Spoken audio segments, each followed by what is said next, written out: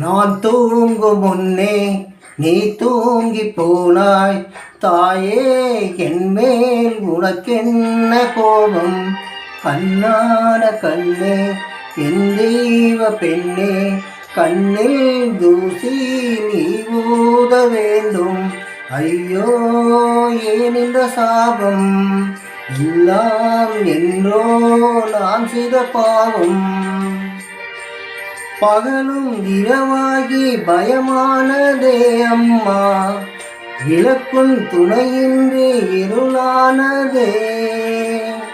உயிரின் ஒரு பாதி பறிபோனதே அம்மா, தனிமை நிலையானதே.